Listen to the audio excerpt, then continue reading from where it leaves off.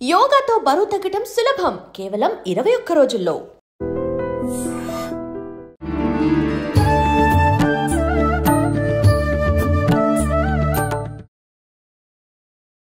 నమస్కారం, welcome to I dream. ధర్మ మార్గం కార్యక్రమానికి స్వాగతం. నేను మీ విజిత. ప్రస్తుతం మనతో పాటు ఉన్నారు ప్రముఖ జ్యోతిష పండితులు, ఆధ్యాత్మికవేత్త డాక్టర్ గుండపూడి శివ సుధీర్ శర్మ గారు. ఇప్పుడు గురుగారితో మాట్లాడి, దీపావళి అనగానే అందరూ కూడా దీపావళి అమావాస్య రోజు ఒక్కరోజు మాత్రమే లక్ష్మీ అమ్మవారిని పూజించాలని చెప్పి అనుకుంటూ ఉంటారు, పూజా విధానాన్ని ఆచరిస్తూ ఉంటారు. కానీ దీపావళి అనంటే 3 రోజుల పండగగా జరుపుకోవాలని చెప్పి ఆ పూజా విధానం కూడా మనం ఆచరిస్తున్నది కరెక్ట్ పద్ధతి కాదు. దానికి మనం అమ్మవారి అనుగ్రహం పొందాలి అంటే వేరే పద్ధతి ఉందని చెప్పి చెప్తున్నారు. ఆ పద్ధతి ఏంటో అడిగి తెలుసుకుందాం. 3 రోజుల పూజా విధానాన్ని ఆచరించి అమ్మవారి అనుగ్రహాన్ని పొందుదాం. నమస్కారం గురుగారు. శ్రీమాత్రే నమః. శ్రీ గురుభ్యో.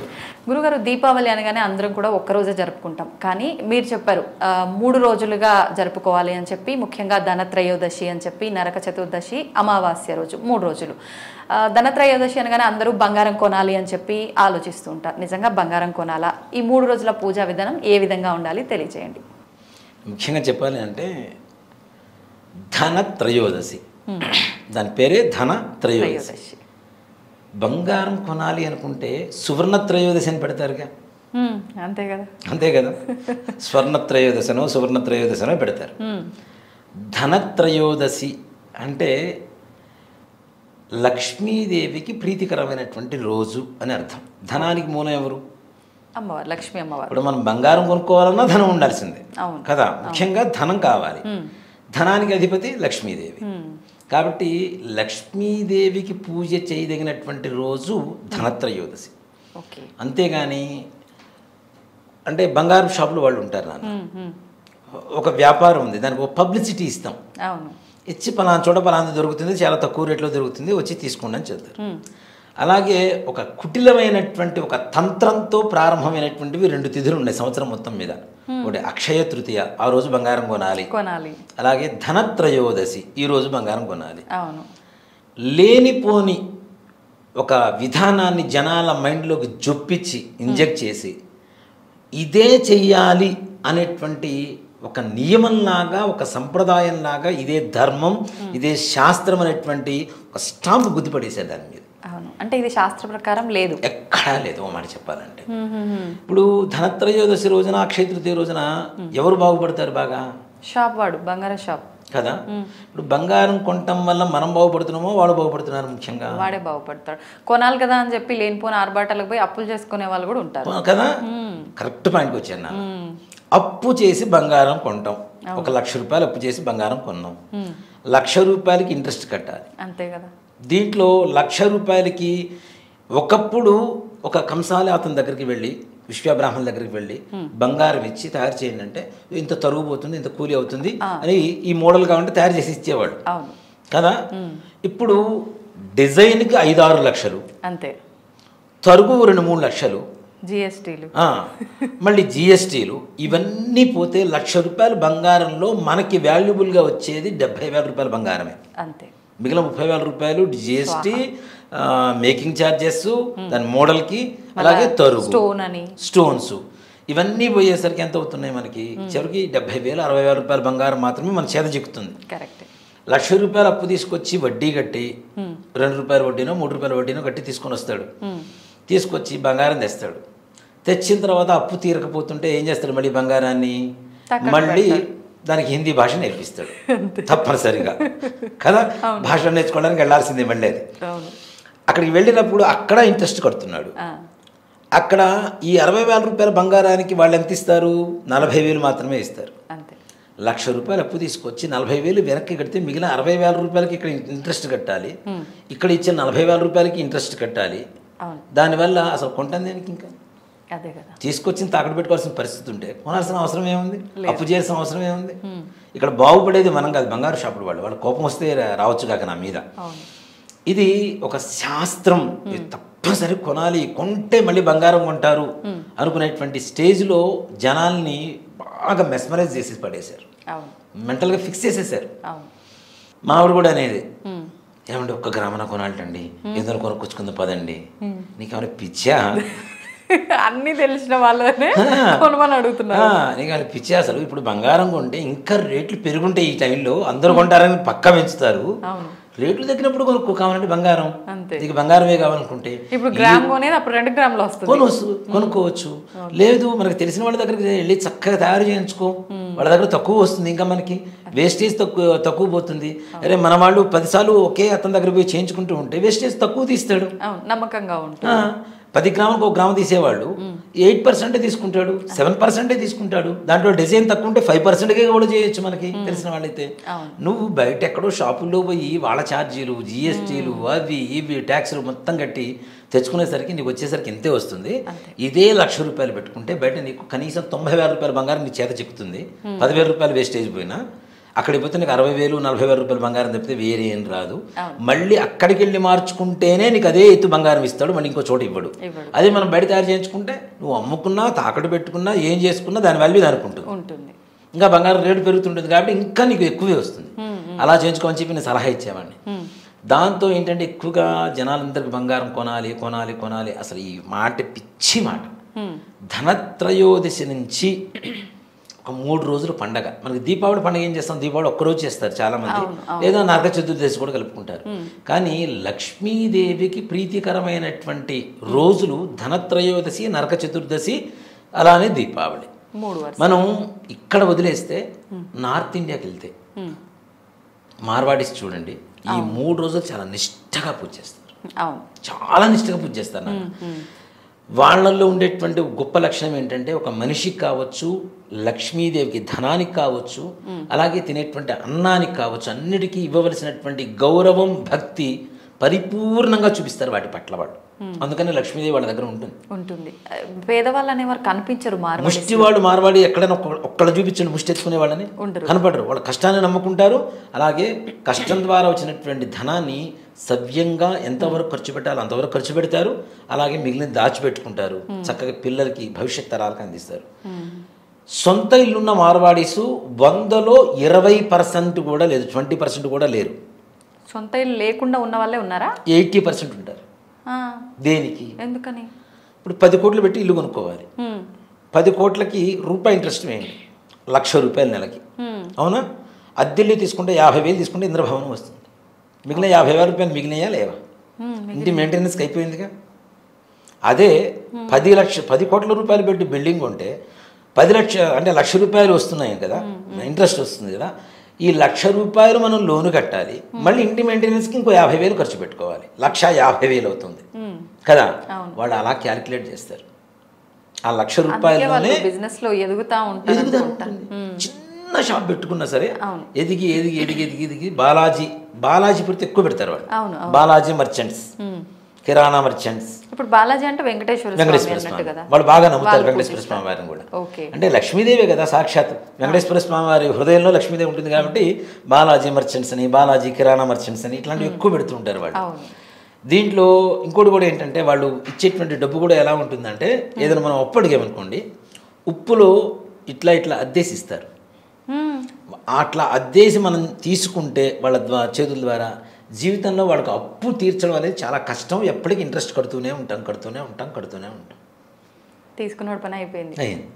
అలానే బంగారం తాకట్టు పెట్టుకుంటారు. బంగారం తాకట్టు పెట్టేటప్పుడు కూడా ఇచ్చేటప్పుడు డబ్బులు అట్లానే ఉప్పులో వెనక ముందు ఇట్లా అద్దేసిస్తారు వాళ్ళు. బంగారం వాళ్ళ దగ్గర ఉండిపోతుంది, ఇంక అంతే కథం.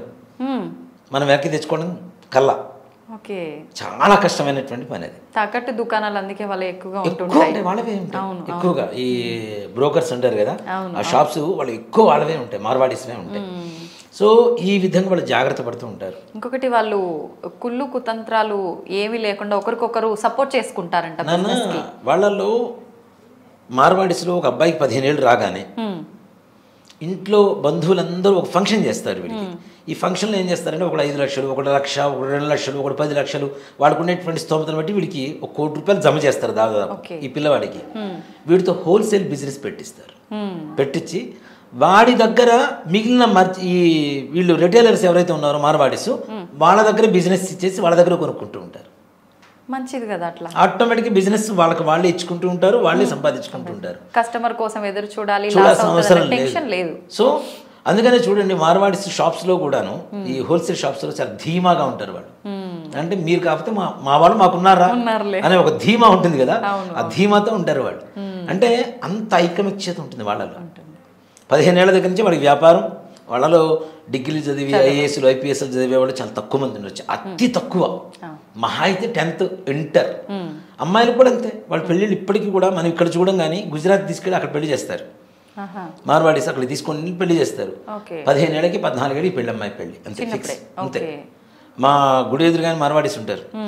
ఒక అమ్మాయికి అయితే 17 ఏళ్ళు, అమ్మాయికి 2 ఏళ్ళ అబ్బాయి. 17 ఏళ్ళకి 2 ఏళ్ళ అబ్బాయి. వాళ్ళ చెల్లెలు ఒక అమ్మాయి, అమ్మాయికి 16 ఏళ్ళు, అమ్మాయికి 1 సంవత్సరం అబ్బాయి. అంటే 14-15కే పెళ్ళిళ్ళు. వాళ్ళ పిల్లల్ని ఎత్తుకొని గుళ్ళోకి వస్తుంటే వీళ్ళే పిల్లలా కనబడుతున్నారు, వీళ్ళకి పిల్లలు ఏంటారు అనిపిస్తుంది. అంటే ఆ ఏజ్లోనే మ్యారేజ్ చేసేస్తారు వాళ్ళకి. అంటే ఒక బాధ్యతాయుతంగా ఉంటారు. ఆ ఏజ్లో మ్యారేజ్ చేయడం బాధ్యత అని నేను చెప్పడం లేదు. కాకపోతే ఏంటంటే వాళ్ళకి వేరే రకమైనటువంటి ఆలోచన, ఏ రకమైనటువంటి ఏవీ లేకుండా ఇంట్లో అంటే మగవాళ్ళు షాపులో పనిచేస్తున్నారు అంటే ఇంట్లో వాళ్ళు ఆడవాళ్ళు ప్యాకింగ్ చేస్తుంటారు. ఇంట్లో కూర్చొని వంట పని చేసుకుంటారు కదా, మిగిలిన ఖాళీ సమయం మొత్తం కూడా చక్కగా ప్యాకింగ్ చేస్తుంటారు. షాప్లోకి ఏం ప్యాక్ కావాలో మొత్తం ప్యాక్ చేసి పక్కన పెడతారు. ఇవి తీసుకెళ్ళి మళ్ళీ వాళ్ళు షాప్లో అమ్ముకుంటారు. వేరే వర్కర్స్ ఉండరు, వీళ్ళే. మార్వాడి ఎక్కడైతే క్యాష్ పాయింట్ దగ్గర కూర్చుంటాడో, క్యాష్ కౌంటర్ దగ్గర ఏదైనా అవసరమైతే అతన్ని తీసుకొచ్చేసి మళ్ళీ తూకం వేసేసి అమ్ముతూ ఉంటాడు. అంతేగాని వేరే వర్కర్ ఉండడు మళ్ళీ. సో అంత బాధ్యతాయుతంగా పనిచేస్తుంటారు వాళ్ళు. భోజనం చేసే విధానం కూడా చాలా ముద్దొస్తుంది, నన్ను ముచ్చడేస్తుంటుంది వాళ్ళని చూస్తుంటే. మనం ఏం చేస్తాం, పీట వేసుకొని కింద అన్నం ప్లేట్ పెట్టుకొని తింటాం. వాళ్ళు ఏం చేస్తారు, వాళ్ళు కింద కూర్చొని పీట వేసి, పీట మీద ముగ్గు వేసి దాని మీద కంచం పెట్టుకొని తింటారు. గౌరవిస్తున్నారు. అన్నపూర్ణాదేవి గౌరవం, భక్తి అది. మరి అంత భక్తి ఉన్నప్పుడు వాళ్ళ దగ్గర కాకుండా ఇంకెవరి దగ్గర ఉంటుంది, లక్ష్మీదేవి. అలాగే ధనత్రయోదశి నుంచి దీపావళి వరకు కూడాను వాళ్ళు పూజ చేసే విధానం ఏదైతే ఉంటుందో అత్యంత పరమ పవిత్రమైనటువంటి భక్తి భావనతో పూజ చేస్తారు. అంటే మార్వాడీస్కి ముందు నుంచే ఇది ఒక అంటే శాస్త్ర ప్రకారంగా ఉందా ఇలా చేసుకోవాలని వాళ్ళ ఆచారంగా కొనసాగుతుంది. వాళ్ళ ఆచారంగా మొదలుపెట్టారు. అదే అక్కడి నుంచే మన సౌత్ ఇండియన్స్ కూడా దాన్ని మనం అందిపుచ్చుకున్నాం. ఇప్పుడు దీపావళి రోజున అన్ని షాపుల్లో లక్ష్మీదేవి పూజ చేస్తారు. అవును, చిన్న వ్యాపారం, చిన్న బడ్డీ కొట్టైనా సరే వాళ్ళు లక్ష్మీదేవి పూజ చేసుకుంటారు. అంటే లక్ష్మీదేవికి పూజ చేయాలి దీపావళి ఒక్కరోజే కాదు. ఈ సంగతి నిజంగా చెప్పండి, ధనత్రయోదశి నుంచి వీళ్ళు 3 రోజులు పూజ చేస్తారన్న సంగతి ఎవరికి తెలియదు. మార్వాడీస్ ఓన్లీ దీపావళి రోజున మాత్రం అందరూ చేసుకుంటుంటారు కాబట్టి దాంట్లో వాళ్ళది కనపడుతూ ఉంటుంది. ఈ 3 రోజులు వాళ్ళ షాపుల్లో ఉండేటువంటి అమ్మవారిని చూస్తే నిజంగా లక్ష్మీదేవి అక్కడ వచ్చి ప్రత్యక్షంగా అక్కడ సాక్షాత్కరించిందని అంత గొప్పగా ఉంటుంది అమ్మవారు. వాళ్ళు ఇంకొకటి బిజినెస్ మనం వెళ్తే కూడా ఆ నెలంతా కూడా స్వీట్ బాక్సులు పంచి పెడుతుంటారు. చాలా మంది వచ్చిన వాళ్ళందరికీ శాంతి. ఓ మాట చెప్పాలంటే ఏ స్వరూపంలో అమ్మవారు వాళ్ళ దగ్గరకు వచ్చిందో తెలియదు కాబట్టి వచ్చిన ప్రతి ఒక్కళ్ళని లక్ష్మీదేవి స్వరూపంగా భావిస్తూ అందరికి స్వీట్స్ ఇస్తారు. ఇప్పుడు చూడండి, మామూలు షాప్స్లోకి వెళ్తాం మనం ఏదైనా బిజినెస్ కోసం వెళ్ళినప్పుడు, ఒరే సార్ వచ్చారు 4 చాయ్ చెప్తాడు, ఇట్లా మళ్ళీ వద్దని సైగ చేస్తాడు. అదే మార్వాడి అయితే మనం వెళ్ళిన తర్వాత చాయ్ ఇస్తాడు, బిస్కెట్ ఇస్తాడు, ఏమైనా తినాలంటే తిన్న తర్వాత బిజినెస్ మాట్లాడతాడు. సో అక్కడ అర్థమైపోతుంది కదా వాళ్ళు మనకి ఎంత గౌరవిస్తున్నారు. వాళ్ళ కస్టమరే గాడ్ అంతే. సో ఇవన్నీ కూడా వ్యాపార దృక్పథంలో ఉండేటువంటి లక్షణాలు. రీసెంట్గా మేము ఒక షాప్కి వెళ్తే కూడా చెల్లె నేను మార్వాడీస్ గోల్డ్ షాపు, మిగతా అన్ని షాపులు తిరిగినాం. మేము అడిగేదాకా కనీసం మంచినీళ్ళు కూడా ఇవ్వలే. వాళ్ళు మాత్రం కచోరీ జ్యూసా కాఫీ అడిగి జ్యూసు అన్నీ తీసుకొచ్చి తిన్న తర్వాత చూపించడం స్టార్ట్ చేసారు. అది వ్యాపార దక్షత. ఆటోమేటిక్గా మీరు 2 షాప్కి వెళ్తారు, రెండోసారి లేదు చూడాలనిపిస్తుంది. వ్యాపార దక్షత. మన వాళ్ళేమో అతి తెలివి అనమాట. 4 చాయ్ ఈ టెక్నిక్ నాకు తెలియదు. చాలా చోట్ల చూస్తుంటాను నేను. చాలా చోట్ల చూశాను. అరే సార్ కూల్ డ్రింక్ రా, మనం చూడం మళ్ళీ ఈ చేయకూడదు. అమ్మ చెప్తున్నారులే అనుకోని మన పని చూసుకుంటాం. అంటే చూస్తున్నప్పుడు మనకే కదా అని మనం ఇట్లా చూడలేం కదా, తల దించుకొని ఫోన్ చూసుకోవడమే ఎదురు చేస్తూ ఉంటాం. ఈ గ్యాప్ లో వాళ్ళకి వద్దని చెప్పేస్తారు. వాడు వచ్చేసరికి లేట్ అవుతుంది, మనం అంతసేపు వెయిట్ చేయం, బిజినెస్ చూసుకుంటాం, వెళ్ళిపోతాం. ఈ రకమైన టెక్నిక్స్ కూడా చాలా మంది దగ్గర ఉన్నాయి. సో కానీ మార్వాడీస్ అలా కాదు. వచ్చిన ప్రతి ఒక్కళ్ళని లక్ష్మీదేవి అమ్మ, మా ఆంటీ అని కూడా పిలవరు. వాళ్ళు అమ్మ అనే పిలుస్తారు. ఇంకా మన వాళ్ళన్న ఆంటీ బోంటీ అని పిలుస్తారు కానీ వాళ్ళు అమ్మ అనే పిలుస్తారు ప్రతి ఒక్కళ్ళని. సో సేట్జీ వచ్చిన ఎవరన్నా కస్టమర్ వస్తే, మగవాళ్ళు వస్తే సేట్జీ అని పిలుస్తారు, సర్జీ అని పిలుస్తారు. మా ఆడవాళ్ళని అయితే అమ్మ అని పిలుస్తారు. మన వాళ్ళు అట్లా కాదు కదా. ఏంటి చెప్పు, ఏం కావాలి, ఇది తీసుకో, అది తీసుకో. ఏకవచనం బహువచనం అక్కడ అర్థమైపోతుంది కదా. అమ్మ అంటే ఎవరైనా ఆటోమేటిక్గా అటాచ్ అవ్వాల్సింది వాళ్ళకి. అంతే, అటాచ్ అవ్వాల్సిందే, అట్రాక్ట్ అవ్వాల్సిందే గ్యారంటీగా. సో ఆ లక్షణాలు వాళ్ళ దగ్గర ఉంటాయి. అలాగే భక్తి భావన కూడా అలానే ఉంటుంది. ధనత్రయోదశి నుంచి దీపావళి వరకు 3 రోజులు రాత్రిపూట పూజ చేస్తారు వాళ్ళు. రాత్రి 9 తర్వాత పూజ చేస్తారు లక్ష్మీదేవికి. ఇది మనకి ఎందుకు వచ్చింది ముఖ్యంగా అంటే, ఉత్తరాది దేశాల్లో ముఖ్యంగా ఎక్కువగా ఉండేటువంటి పండుగ. దీపావళి రోజున లక్ష్మీదేవి పూజ చేయాలి. ఎందుకు మనం అంతకుముందు కూడా చాలాసార్లు చెప్పుకున్నాం, స్వస్తి స్త్రీ చాంద్రమానేనా స్వస్తి స్త్రీ సౌరమానేనా అనేటువంటివి 2 ఉంటాయి. మంది చాంద్రమానం, చంద్రుని ప్రధానంగా తీసుకుంటాం. అమావాస్య నుంచి అమావాస్య వరకు 1 నెల. వాళ్ళు స్వస్తి స్త్రీ సౌరమానేనా సూర్యుని ప్రధానంగా తీసుకుంటారు. కాబట్టి పౌర్ణమి చీకటి రోజుగా చూస్తారు వాళ్ళు. పౌర్ణమి నుంచి పౌర్ణమి 1 నెల. అందుకని మనకంటే 15 రోజుల ముందే వాళ్ళకి 1 నెల వచ్చేస్తుంది, తెలుగు మాసాలు వచ్చేస్తే వాళ్ళకి. అందుకని చూడండి, మన కార్తీక మాసం సూర్యుడికి సంబంధించినటువంటి నెల. కృత్తికా నక్షత్రం పౌర్ణమి రోజున వస్తుంది కాబట్టి, కృత్తికా నక్షత్రాధిపతి రవి కాబట్టి ఆ మాసం అంతా రవి మాసంగా పిలుస్తుంటాం మనం. ఆ రవి మాసాన్ని మనం చీకటి మాసంగా దీపారాధన ఇవన్నీ పూజ చేస్తూ ఉంటాం. శ్రావణ మాసం చంద్రుడికి సంబంధించినటువంటి నెల. అంటే శ్రవణ నక్షత్రం వస్తుంది చంద్రాధిపతి నక్షత్రానికి. కాబట్టి శ్రావణ మాసం అంతా చంద్రుడు అధిపతి కాబట్టి వాళ్ళు, మీరు కాశీకి వెళ్తే శ్రావణ మాసంలో అత్యధికమైనటువంటి జనాభా ఉంటారు. కార్తీక మాసంలో చేసేవన్నీ వాళ్ళు శ్రావణ మాసంలో చేస్తారు. మనం కార్తీక మాసంలో నాగుల చవితి చేస్తాం, వాళ్ళు శ్రావణ మాసంలో నాగుల చవితి చేస్తారు. అంటే మనకి చీకటి మాసంగా ఏదైతే రవి మాసంగా మనం తీసుకుంటున్నామో, వాళ్ళు చంద్రమాసాన్ని చీకటి మాసంగా తీసుకుంటారు. సో కాబట్టి వాళ్ళ నార్త్ ఇండియన్ సిస్టమ్ ప్రకారం వచ్చేటువంటి దీపావళి అమావాస్య రోజున ఏదైతే ఉంటుందో వాళ్ళకి ఆ రోజు పౌర్ణమి అవుతుంది నార్త్ ఇండియన్స్ ప్రకారం. మనకు అమావాస్య కదా. ఈ దీపావళి రోజున లక్ష్మీదేవి పూజ చేయటం ఈ 3 రోజులు అనేది విధి విధానంగా చేసుకుంటే బంగారం ధనత్రయోదశి కాదు, ఏ త్రయోదశి రోజు కొన్నా కూడా కొనుక్కుంటూనే ఉంటారు. అలాంటి పరిస్థితి లక్ష్మీదేవి మనకు అనుగ్రహింపజేస్తుంది. కానీ బంగారం కొనుక్కొచ్చుకొని ఎంతసేపు బంగారం కొనడానికి శ్రద్ధ చూపిస్తున్నాం, కానీ లక్ష్మీదేవికి పూజ చేస్తే మనకు బంగారం అపారమైనటువంటి కుబేర్లు అవుతాం అన్న ఆలోచన మాత్రం ఎవరికి ఉంటుందా? అది కేవలం మార్వాడిసి ఉండేటువంటి గొప్ప విషయంగా చెప్తాను. నాకు అందుకనే వాళ్ళంటే వాళ్ళు ఇచ్చేటువంటి గౌరవం కూడా చాలా గౌరవంగా మంచిగా ఉంటుంది. షాప్కి వెళ్ళినా మనకు పరిచయం ఉన్నా లేకపోయినా, ఇప్పుడు బ్రాహ్మణి నేను పంచి కట్టుకొని వెళ్తున్నా, పరిచయం ఉన్నా లేకపోయినా సరే వాళ్ళు నమస్కరిస్తారు, రామరామ్జీ అంటారు. దాని పరిచయంతో సంబంధం లేదు. లేదా జై శ్రీరామ్ అంటారు, నమస్కార్జీ అంటుంటారు. అంటే పరిచయం ఉన్నవాడు పలకరించడం వేరు, పరిచయం లేనివాడు కూడా పరిచయం చేసుకొని పలకరించాల్సినంత అవసరం లేదుగా. అక్కడ ఇస్తున్నది ఏంటి? గౌరవం. ఆ వృత్తికి, ఆ వ్యక్తికి ఇస్తున్నటువంటి గౌరవం ఏదైతే ఉందో ఆ గౌరవం వాళ్ళ దగ్గర ఎక్కువగా ఉంటుంది. అలాగే భక్తి భావన, గౌరవం లక్ష్మీదేవి అంటే చాలా విశేషంగా చూపిస్తారు. కాబట్టి ధనత్రయోదశి రోజున రాత్రి 9 గంటలకి పూజ ప్రారంభించండి లక్ష్మీ అమ్మవారికి. ఏ రకంగా చేసుకోవాలి? ఓ మాట చెప్పాలి అంటే, మనకి లక్ష్మీ అమ్మవారి పూజ చేయాలి అంటే ఒక ఎల్లో కలర్ క్లాత్ ఒకటి తీసుకోండి, ఒక 1/2 మీటర్ క్లాత్ తీసుకుంటే అమ్మవారి పటం పెడతాం. పటం ముందు కలశం పెడతాం, బియ్యం పోసి ఒక పీట మీద పెడతాం కలశాన్ని కదా. ఆ కలశం ముందు ఈ 1/2 మీటర్ క్లాత్ చక్కగా పరిచి పెట్టండి. పరిచి మనకి గవ్వలు, లక్ష్మీ గవ్వలు మంచివి దొరుకుతాయి. పైన ఎల్లో షేడ్ ఉంటుంది. చాలామంది కూడాను ఈ గవ్వల్ని ఇట్లా బోలిచ్చి పెడతారు. ఇలా బోలిచ్చి పెట్టడం అనేది కరెక్ట్ కాదు, ఇలా వెల్లికలా పెట్టాలి. ఆ పగిలిపోయినటువంటి మధ్యలో గ్యాప్ ఉండేటువంటి ఉంటుంది కదా, అది ఇలా వెల్లికలా పెట్టాలి. అలా ఒక 21 గవ్వలు తీసుకోండి. అలాగే గోమతి చక్రాలు 21 ఉంటాయి. మరి గోమతి నదిలో దొరికేటువంటి అవి కూడా గవ్వలే. మాట చెప్పాలంటే గోమతి నదిలో దొరికేటువంటి గవ్వలు అవి గోమతి చక్రాలు అంటాము. ఆ గోమతి చక్రాలు ఒక 21 తీసుకోండి, మంచివి. ఇప్పుడు చాలా షాప్స్లో దొరుకుతూనే ఉన్నాయి. ఒకప్పుడు గోమతి చక్రం అంటే అమ్మో అనుకునేంట స్థాయిలో ఉండేది. సర్వసాధారణమైనటువంటి చిన్న చిన్న పూజా స్టోర్స్లో కూడా దొరుకుతూనే ఉన్నాయి అవి. మనకి 21 తీసుకొని శుభ్రంగా కడిగి, పాలతో కడిగి. గవ్వలు అంటే ఏంటి? లక్ష్మీదేవి. ఎక్కడ దొరుకుతాయి మనకి గవ్వలు? సముద్రంలో దొరుకుతాయి. లక్ష్మీదేవి ఎక్కడ పుట్టింది?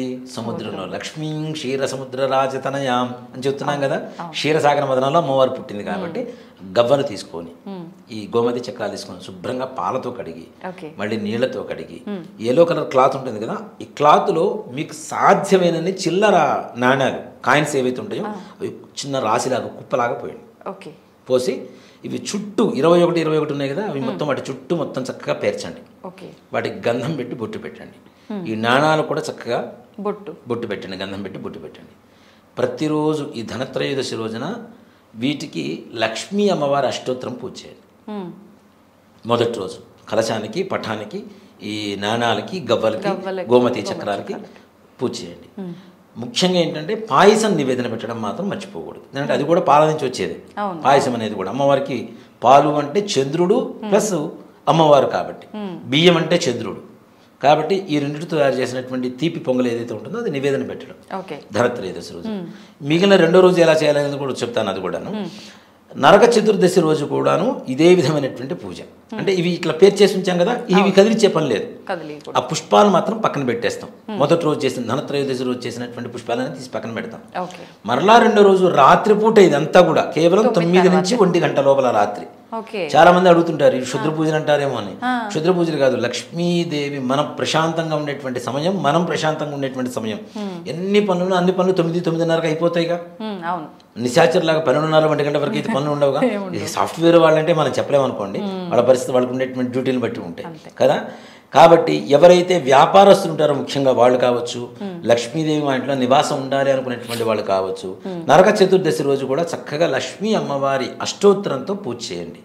ఈ లక్ష్మీ అష్టోత్తరానికి ఒక నామం కూడా చెప్తాను నేను. దీపావళి రోజున చేసేటువంటి పూజా విధానంలోనే చెప్తాం. అది కూడా ఒక నామాన్ని ప్రతి ఒక్క అష్టోత్తరంలో ఉండేటువంటి ప్రతి నామానికి సంపుటీకరణ అంటాం. ముందు వెనక. ఓం ప్రకృత్యై నమః అనేటువంటిది మొట్టమొదటి నామం వస్తుంది మనకి లక్ష్మీ అష్టోత్తరంలో. దాంట్లో ఓం శ్రీం హ్రీం శ్రీం కమలే కమలాలయే ప్రసీద శ్రీం హ్రీం శ్రీం శ్రీ మహాలక్ష్మీ నమో నమః ప్రకృత్యై నమః. ఓం శ్రీం హ్రీం శ్రీం కమలే కమలాలయే ప్రసీద శ్రీం హ్రీం శ్రీం శ్రీ మహాలక్ష్మీ నమో నమః. మరలా ఓం శ్రీం హ్రీం శ్రీం కమలే కమలాలయే ప్రసీద శ్రీం హ్రీం శ్రీం మహాలక్ష్మీ నమో నమః వికృత్యై నమః. ఓం శ్రీ ఇట్లా ప్రతి నామానికి ముందు వెనక శ్రీం కమలే కమలాలయే ప్రసీద శ్రీం హ్రీం శ్రీం శ్రీ మహాలక్ష్మీ నమో నమః. ఈ మంత్రాన్ని గనక చక్కగా ముందు వెనక జోడించుకుంటూ చేస్తే 108 నామాలకి 216 సార్లు మంత్రం జపం అయిపోతుంది. ఇలా ఈ నామంతో ఈ మంత్రాన్ని సంపుటీకరణ చేస్తూ కనుక పూజ చేస్తే లక్ష్మీదేవి తిష్ట వేసుకొని కూర్చొని ఉంటుంది తప్పనిసరిగా. కాబట్టి ఇలా అష్టోత్తరం రెండో రోజు కూడా అష్టోత్తరం పూజ చేయటం, రెండో రోజు కూడా పాయసం నివేదన పెట్టడం నరక చతుర్దశి రోజు. ఈ విధంగా ఈ 2 రోజులు పూజ చేయాలి. మూడో రోజు దీపావళి. తప్పనిసరిగా చాలా మంది మన వాళ్ళందరూ చేసేటువంటి పని ఏంటంటే 9 గంటలకు మొత్తం పూర్తి చేసుకొని 9ంటికి బయట క్రాకర్స్ కాలుస్తూ ఉంటాం. ఇది దరిద్రమైన అలవాటు కూడా. ఓ మాట చెప్పంటే క్రాకర్స్ కాల్చడం అంటే ప్రకృతిని ధ్వంసం చేయడం కదా, పొల్యూట్ చేయడం ఎక్కువగా. ఈ పొగ, సౌండ్ పొల్యూషన్, సౌండ్ ఎంత శబ్ద కాలుష్యాన్ని అన్న, ఆ శబ్ద కాలుష్యానికి చనిపోతున్నటువంటి ముసలివాళ్ళు ఉన్నారు, హార్ట్ ప్రాబ్లం ఉన్నవాళ్ళు. అలాగే ఈ జంతువులు ఏవైతే ఉన్నాయో అవి భయపడి లోపలికి దాక్కుంటూ ఉంటాయి. అవి చనిపోయినటువంటి సందర్భాలు కూడా పోయిన సంవత్సరం నేను ఒకళ్ళ దగ్గర విన్నా. మా ఇంట్లో పెట్టి చనిపోయిందండి. దేనికి చనిపోయిందమ్మా? దీపావళి రోజున క్రాకర్స్ కాల్చుతుంటే సౌండ్కి చనిపోయింది. అలాగే పక్షులు, ఇప్పుడు మనం తద్దనం పెడితే పిండం తినటానికి కాకులు రావట్లేదు. ఎందుకు వస్తాయి? మనం పెడుతున్న శబ్ద కాలుష్యం ఎంతలా ఉంది. మొత్తం ఎగిరిపోయి ఎక్కడెక్కడో అడవుల్లో పోయి దాక్కుంటున్నాయి అవి కూడా. ఈ మనుషులు ఇంతేరా వీళ్ళు మారారా అని మనమన్నా సౌండ్ గానీ ఇంట్లోకి వచ్చేస్తాం, వాటికి ఆప్షన్ కూడా లేదు. ఎగిరిపోయి చివరికి అడవుల్లోకి వెళ్ళిపోతున్నాయి కాకులు కూడా. చివరికి మన పిచ్చుకలు, కాకులు, చీలకలు ఇట్లాంటివి కూడా చూసేటువంటి మంచి తరుణం దాడిపోయింది మొత్తం. కాకులు ఇప్పుడు పిండం పెడితే కాకులు రావడానికి రా అంటే ఎక్కడి నుంచి వస్తాయి? దీపావళి రోజున ఇష్టం వచ్చినట్టు సౌండ్ పొల్యూషన్ చేస్తాం. చచ్చినా, పుట్టినా, పెళ్ళైనా ఏదైనా నీకు క్రాకర్స్ అయినా అంత శబ్ద కాలుష్యానికి అవి ఉండవు. అది చెప్పండి పక్షుల్ని భయపెడుతుంది, సౌండ్ పొల్యూషన్ వస్తుంది. అలానే ఈ స్మోక్ ఎక్కువగా వచ్చేస్తుంది, వాతావరణం మొత్తం కూడా ఇదైపోతుంది. దానివల్ల నిజంగా ఒకటి గమనించండి, ఎవరైనా క్రాకర్స్ కాల్చడం చాలా హ్యాపీగా కాలుస్తారు చాలా మంది. నా చిన్నప్పుడు నేను కూడా బాగా కాల్చేవాడిని. కాల్చి ఇంట్లోకి వచ్చిన తర్వాత కనీసం ఆ రోజు రాత్రంతా కూడాను బ్రీతింగ్ ప్రాబ్లంతోనే పడుకుంటారు ఎవరైనా. అవును, ఊపిరి సరిగ్గా ఉండదు. అది ఎవరు గమనించారు. అది తర్వాత ఎంత ప్రాబ్లం అవుతుంది అనేది మనం ఎవరం గమనించట్లేదు.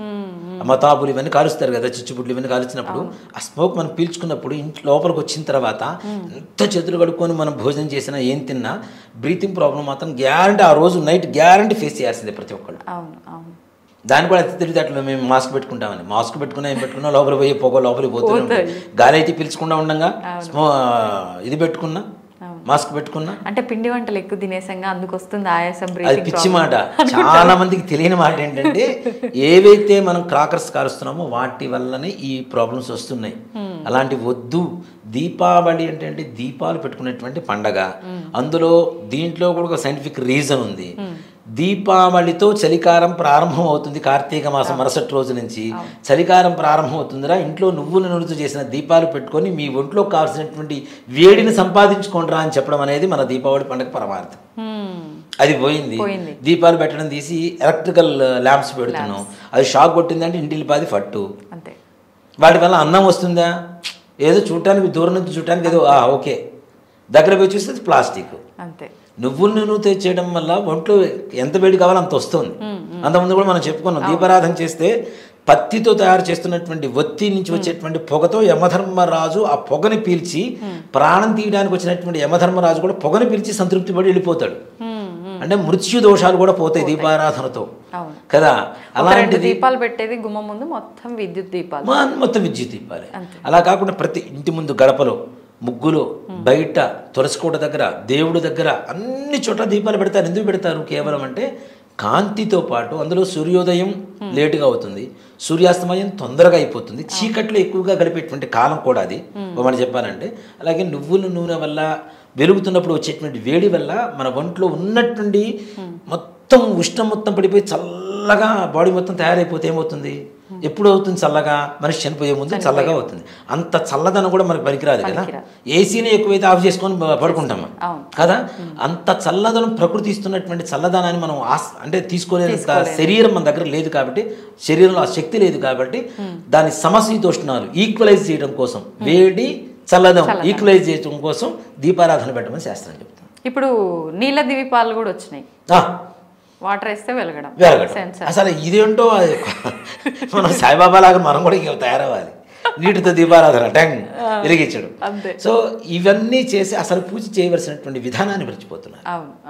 వీటికి ఎక్కువ ప్రాధాన్యత ఇస్తున్నారు. దీపావళి రోజున ఏం పూజ చేయాలి, ఎలా చేయాలి అనేది కూడా ఆలోచించడం మానేశారు. నేను ఒక గ్రంథంలో తంత్ర పరిహార శాస్త్రంలో పుస్తకంలో చదివాను. నేను అది చదివినప్పుడు ఇది పాసిబిలిటీ కాదు, ఇది ఎందుకు రాశారు, ఎలా రాశారు, ఇది తప్పు కదా, అసలు ఈ పుస్తకమే తప్పు అనే ఒక నిర్ధారణకు వచ్చాను కొన్ని రోజులు. దీపావళి రోజున మల్లెపూలతో లక్ష్మీదేవి హోమం కావచ్చు, పూజ కావచ్చు, ఏదైనా చేస్తే లక్ష్మీదేవి తప్పనిసరిగా అనుగ్రహిస్తుందని చెప్పి రాస్తుంది దాంట్లో. అసలు దీపావళి సీజన్లో మల్లెపూలు ఎందుకు వస్తాయి? రావు కదా. కానీ ఇప్పుడు వస్తున్నాయి. విరజాజి పూలు వస్తాయి. లేదు, ఇప్పుడు మల్లెపూలు కూడా వస్తున్నాయి. నేను మొన్న కూడా అమ్మవారికి దసరాలో మల్లెపూల మాల వేశాను. మల్లెపూలు వస్తున్నాయి. అంటే లక్ష్మీదేవి మనల్ని అనుగ్రహించడానికి సిద్ధంగా ఉంది. అలా అనుగ్రహించేలా చేసుకోవడం మన ధర్మం, మన తరువాయి, అంతే, ఇంకంత మించి వేరే లేదు. అంటే మనకు కావాల్సిన అన్ని కూడా ఆవిడే సమకూర్చే ప్రయత్నం చేస్తున్నారు. అన్ సీజన్ లో కూడా సీజనల్ ఫ్లవర్స్ వస్తున్నాయి అంటే మనకి సామాన్యమైన విషయం కాదు కదా. కాబట్టి ఈ దీపావళి నుంచి మీరు ప్రారంభించుకోండి.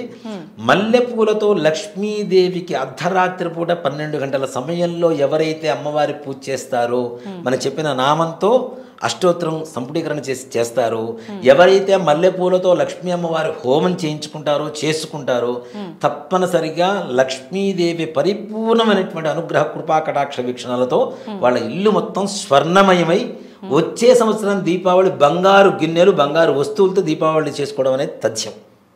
తప్పనిసరిగా జరుగుతుంది. ఒక్క సంవత్సరం చేస్తేనే ఇంత మార్పు, ఆటోమేటిక్ మార్పు వస్తూనే ఉంటుంది. నేను లాస్ట్ ఇయర్ ఇదే వీడియో ఒక చోట చేశాను. నాకు అక్కడి నుంచి ఒక 2 months బ్యాక్ కూడా కాల్స్ వచ్చినాయి. మీరు చెప్పిన పరిహారం సామాన్యమైన పరిహారం కాదు గురువుగారు, దీపావళి రోజున మేము చేసాం, చాలా బాగుంది, మా అమ్మాయి బిజినెస్ అసలు ఏమీ లేదు, మొత్తం కంపెనీ తీసేయాలనుకునేటువంటి స్టేజ్ నుంచి కూడా ఇవాటి రోజు మంచి వృద్ధిలోకి వచ్చింది.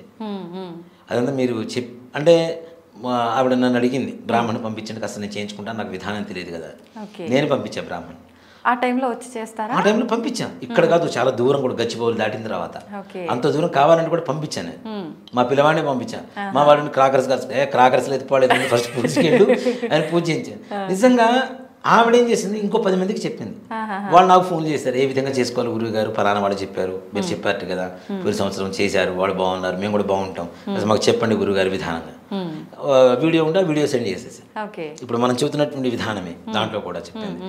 ఎవరైతే అర్ధరాత్రి పూట లక్ష్మీదేవిని దీపావళి రోజున లక్ష్మీదేవిని మల్లెపూలతో అష్టోత్తరంతో పూజ చేసి పాయసం నివేదన పెట్టి పంచభక్ష ప్రమాణాలు మనం ఇంట్లో ఏవైతే తినాలనుకుంటామో అవన్నీ కూడా చేసుకొని అమ్మవారికి నివేదన పెట్టి స్వీట్స్ కావచ్చు ఏవైనా కావచ్చు మీ శక్తి మేరకు మీకు ఎంతవరకు అమ్మవారికి నివేదన పెట్టగలిగితే అంతవరకు నివేదన పెట్టి అమ్మవారికి పూజ చేసుకొని మీ వ్యాపారానికి సంబంధించినటువంటి సంకల్పం చేసుకొని దీపావళి మరుసటి రోజు అమావాస్య మరుసటి రోజు ఈ మూట ఇందాక మనం చెప్పాం కదా ఇవన్నీ కూడా లక్ష్మీ గవ్వలు ఎల్లో కలర్ క్లాత్లు ఇవన్నీ చిల్లర నాణాలు గోమతి చక్రాలు పెట్టమని ఇవన్నీ కూడా చక్కగా మూట కట్టేసి ఆ మూట కూడా గంధం పెట్టి కుంకుమ బొట్టు పెట్టి ఎక్కడైతే మనం బీరువాలో డబ్బులు పెట్టుకుంటామో ఎక్కడైతే నగలు పెట్టుకుంటామో అక్కడికి తీసుకెళ్ళి ఆ మూటను పెట్టి ప్రతినిత్యం ఒక అగరబత్తి చక్కగా ధూపం చూపించండి.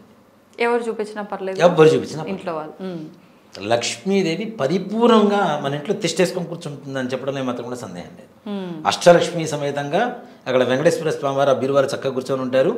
ఒక్కడే మాట చెప్తానా, ఇలా చేయండి, బీరువాలో పట్టనంత డబ్బులు సంపాదించుకునేటువంటి స్థాయికి అమ్మవారు తీసుకెళ్తుంది. మీరు చెప్పినందుకైనా ఇంతలా చేయాలనిపిస్తుంది తప్పనిసరిగా. ఇంకో బీరువా కొనుక్కోవాల్సింది డబ్బులు పెట్టుకోవడానికి మేడం, గ్యారెంటీ. ఇది వాళ్ళు చేసేటువంటి విధానం, మార్వాడి చేసేటువంటి విధానం. నేను పరిపూర్ణంగా వాళ్ళు చేస్తున్న విధానాన్ని చూసి 1-2 సార్లు దాదాపు 7 సార్లు నాకు అంటే డబ్బు కోసం ఆ సమయంలో నేను వైపు చేయించాల్సిన అవసరం లేదు. నాకు అనిపించింది ఏంటంటే వీళ్ళు ఎలా చేస్తారు ఆ పద్ధతి మనం తెలుసుకోవాలి. మన వాళ్ళందరికి కూడా చెప్తే దానివల్ల అందరూ బాగుపడతారు కదా, అందరికీ లక్ష్మీదేవి అనుగ్రహం కలుగుతుంది కదా అనే ఒక ముఖ్య ఉద్దేశంతో 3-4 సంవత్సరాలు కంటిన్యూస్గా వాళ్ళ దగ్గర పూజకి వెళ్ళాను నేను. వాళ్ళు మనకు కొన్ని విధానాలు నేర్పించారు నాకు. అంటే మేము ఇట్లా చేస్తాం, ఇట్లా చేస్తాం, మంత్రం మీది ఓకే బాగానే ఉంటుంది, మంత్రం కరెక్టే, కానీ మా విధానం ఇలా ఉంటుంది, ఇలా ఉంటుంది. ఆ విధానాన్ని తెలుసుకొని నేను మీకు చెప్తున్నాను. ఓకే ఓకే వాళ్ళు ఎలా చేస్తారు ఏంటి అనేది. వాళ్ళు మొత్తం ఈ మన తాళకం అని చెప్పి ఒకటి తాళకం అబ్బరకం అని చెప్పి బయట అమ్ముతుంటారు, అది కూడా చల్లుతారు అక్కడ దాని మీద ఆ వస్తువుల మీద పూజ చేసిన ఆ ప్లేస్ అంతా. సుగంధ ద్రవ్యాలకు సంబంధించి సుగంధ ద్రవ్యాలు, ఇలాచి, జాజికాయ, జాపత్రి, పచ్చకర్పూరం, అలాగే లవంగాలు, ఈ తాళకం ఇదంతా చల్లుతూ ఉంటే చల్లిన తర్వాత ఒట్టి దీపాలు పెడతారు నాన్న, చుట్టూ దీపాలు పెడతారు. ఆ దీపాల కాంతిలో ఆ తాళకం మెరుస్తూ ఉంటుంది. అక్కడ అమ్మవారిని చూస్తుంటే ఈ మెరుపు అంతా అమ్మవారి పట్టంలో కనపడుతూ ఉంటుంది. ఎలా ఉంటుంది అమ్మవారు చెప్పండి. అవును, అమ్మవారు నిజంగా సువర్ణమయమే అక్కడ ప్రత్యక్షంగా కనపడుతూ ఉంటుంది. నేను అనుకున్నా ఓహో వీళ్ళ సీక్రెట్ ఇదే కాబట్టి లక్ష్మీదేవిని వీళ్ళు ఇంత శ్రద్ధగా పూజ చేస్తున్నారు కాబట్టి లక్ష్మీ వీళ్ళ దగ్గర తప్పనిసరిగా కూర్చుంటుంది, అంతే వాళ్ళ దగ్గర ఉంటుంది అని చెప్పడంలో ఏమాత్రం సందేహం లేదు. ఇప్పుడైతే ఇవి రాత్రి పూజలు కాబట్టి పొద్దంతా ఉపవాసం ఉండాలా, నియమాలు ఏమైనా పాటించాలంటే? అంటే ఉదయం పూట భోజనం చేయకుండా ఏదైనా అల్పాహారం సేవించి చేసుకోవచ్చు ఈ 3 రోజులు. 3 రోజులు రాత్రి పూట పూజ అయిన తర్వాత భోజనం చేసుకోవచ్చు. పూజ చేసేవారు ఒక్కరే ఉంటే సరిపోతుందా, ఫ్యామిలీ మొత్తం ఉండాలి? భార్యాభర్త లేదు, మగవాళ్ళు ఒకళ్ళే చేస్తారు, ఆడవాళ్ళకి ఆరోగ్యం బాగాలేదు, మగవాళ్ళు చేసుకోవచ్చు. లేదు ఆడవాళ్ళే చేస్తారు, మగవాళ్ళకి ఆరోగ్యం బాగాలేదు, వాళ్ళు ఊళ్ళో లేరు, ఆడవాళ్ళైనా చేయొచ్చు. దాంట్లో వాళ్ళు వీళ్ళు చేయాలంటే ఏమీ లేదు. ఎవరైనా లక్ష్మీదేవి అనుగ్రహం కోసం ఆడవాళ్ళు మగవాళ్ళు ఇద్దరు చేయవచ్చు. ఇప్పుడు భర్త లేని స్త్రీలు పూజలు ఆచరించవచ్చు? వాళ్ళు చేయరు సామాన్యంగా ఆ సమయంలో, సువాసినులు మాత్రమే చేయగలరు. ఇప్పుడు వాళ్ళ పిల్లలు ఉంటారు, పెళ్లిగారి పిల్లలు ఉన్నా సరే వాళ్ళతో అయినా చేయించుకోవచ్చు. అంతేగాని వాళ్ళు సువాసన పూర్వ సువాసన అంటే వాళ్ళని నేనేం చెడుగా అంటలేదు. నిజంగా మాట చెప్పండి, మాతృస్వరూపం అమ్మవారు, వాళ్ళకు కూడా అమ్మవారి స్వరూపంగానే భావించాలి. అమ్మ ఎప్పటికీ అమ్మే కదమ్మా. ఇప్పుడు పసుపుంకాలు ఉన్నంత మాత్రాన అమ్మ ప్రేమ ఉంటుంది, అవి లేకపోతే అమ్మ ప్రేమ మన మీద తగ్గిపోతుంది చెప్పడానికి ఏం లేదు కదా. మరి అమ్మవారు కూడా ధూమావతి అమ్మవారు కూడా భర్త లేనటువంటి స్త్రీగానే అవతరించింది, బొట్టు లేకుండా అమ్మవారు. తెల్ల చీర కట్టుకొని ముసుగు వేసుకొని ఉంటుంది అమ్మవారు. ఆవిడ కూడా మరి తల్లే కదా మనకి, ఆవిడ ఆయురారోగ్య ఐశ్వర్యాలను ఇస్తుంది కదా. కాబట్టి తల్లి ఎప్పుడు తల్లే, దాంట్లో ఇదేం లేదు. వాళ్ళ ఆశీర్వచనంతో పిల్లలు కూర్చోబెట్టి చేయించండి, ఇంకా మంచిగా ఉంటుంది. అది మనం తల్లి ఎంత కష్టపడ్డా కూడా ఏంటి పిల్లల కోసమే కదా, అదే పిల్లలతోనే చేయించండి, ఇంకా బాగుంటుంది, ఇంకా మంచి ఆనందంగా ఉంటుంది, వాళ్ళ భవిష్యత్తు బాగుంటుంది. వాళ్ళకు సంప్రదాయాన్ని నేర్పించిన వాళ్ళు అవుతారు దగ్గరుండి. తద్వారా వాళ్ళ పిల్లలకి ఈ సంప్రదాయం అనేది వెళ్ళిపోతూ ఉంటుంది. కాబట్టి తప్పనిసరిగా ఇల్లంతా కూడాను సుఖ సంతోషాలతో ప్రశాంతంగా ఉంటుంది. చాలా మంది అమావాస్య రోజు దీపావళి రోజు స్టార్ట్ చేసి కార్తీక మాసం అంతా చేసే వాళ్ళు ఉంటారు, కానీ ముందు ఈ 2 రోజుల నుంచే చేసుకుంటూ పోతే ఇంకా బాగుంటుంది. ధనత్రయోదశి చాలా మంచి రోజు. ఇప్పుడు చాలా మంది నివాళులు అని చెప్పి చేస్తూ ఉంటారు కదా దీపావళి టైం, అది ఏ రోజు చేసుకోవాల్సిన కార్యక్రమం? ఉదయం పూట చేస్తుంటారు. మంగళహారతులు అంటారు, హారతి పట్టుకోవడం అంటారు. హారతి దీపావళి రోజున పట్టుకుంటారు పొద్దునే. ఓకే, చాలా మంచి విషయాలు తెలియజేశారండి. నిజంగా పరిహారం చెప్పారు, చూడగానే అంటే వినగానే చూస్తున్న ఫీలింగ్ చేసుకోవాలనే ఒక ఆలోచన కూడా వస్తుంది, అందరికీ వస్తుంది కూడా.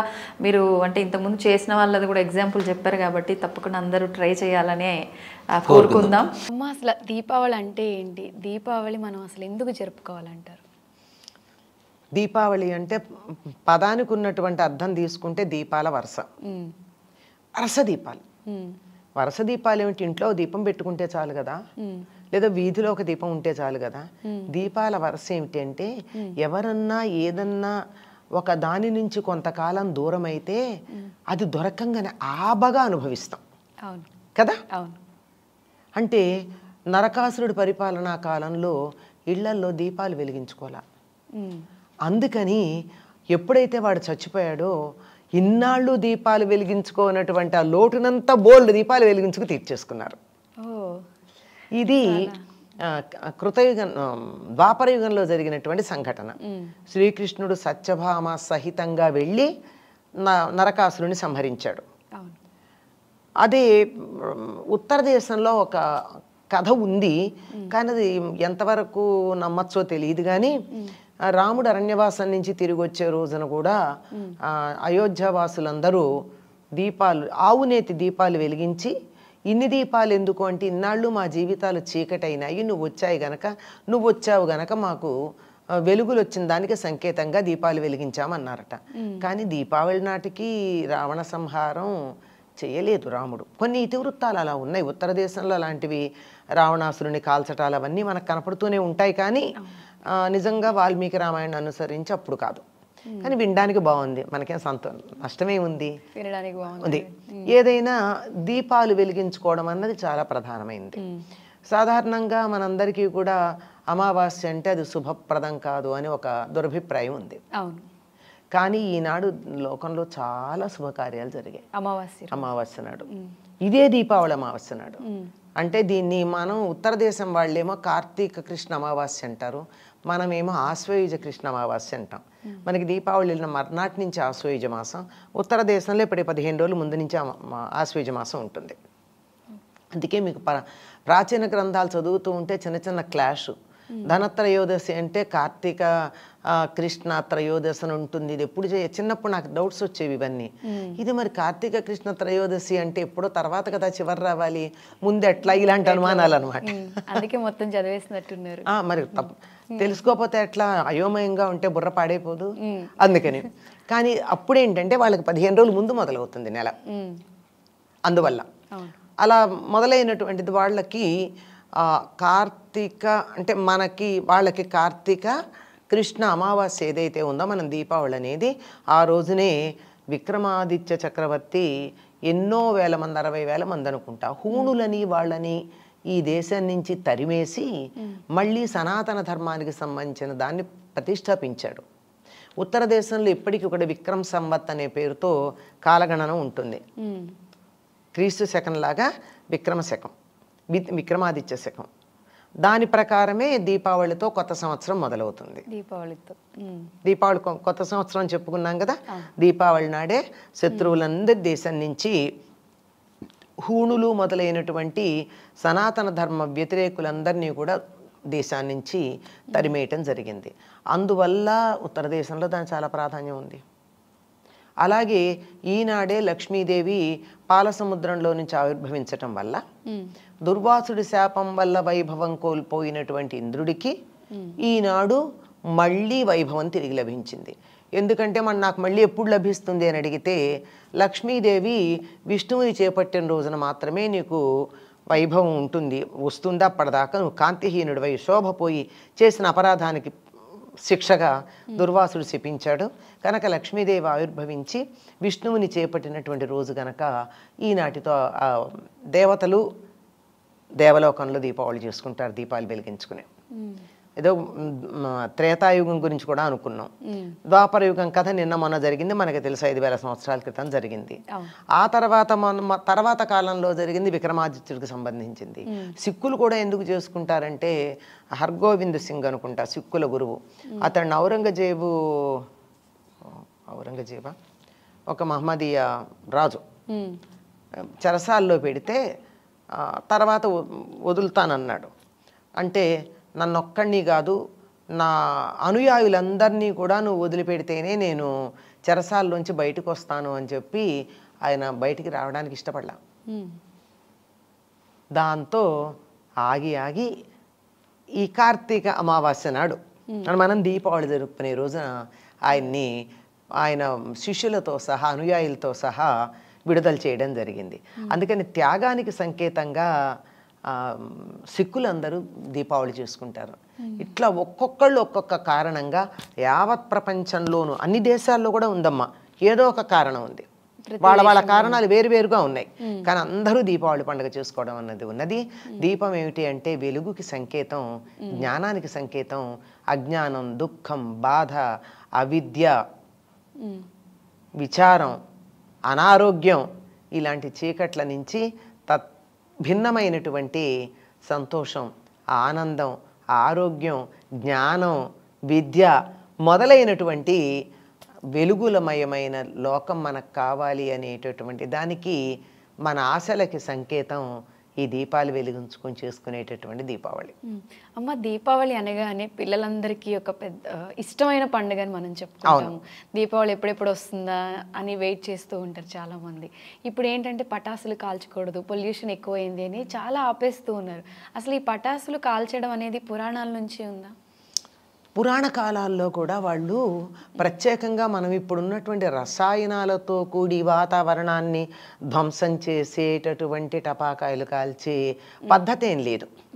అక్కడ వాయిద్యాలు మోగించటము, ధూపాలు వేయడము, దీపాలు వెలిగించటము, చక్కగా బాణసంచా కాల్చటం అనే బాణసంచా అంటారు. బాణసంచా అంటే ఏంటంటే బాణం ఇలా వేస్తారు, ఆ బాణం వేస్తే అది అక్కడెక్కడ వెలుగుతుంది. అంటే తారాజు వల్ల లాంటివి అనమాట. బాణం ఉంది కదా అందులో, అలాంటివి ఉన్నాయి. అందువల్ల వాటిల్లో ఏమిటంటే వాళ్ళు వేసేటటువంటివి వాతావరణానికి అనుకూలంగా ఉండేవి వేశారు. అందులో కొంత సూర్యకారం అంటారంటే ఫాస్ఫరస్ ఏమో ఫాస్ఫరస్, సల్ఫర్ గంధకం, ఫాస్ఫరస్ సూర్యకారం. ఇవి ఆ రెండింటి యొక్క కలయిక వల్ల వచ్చేటటువంటివి వాతావరణంలో ఉన్న క్రిములను పోగొడతాయి. అందుకని వాటితో కూడుకున్నటువంటి వాటిని మాత్రమే వాడేవారు.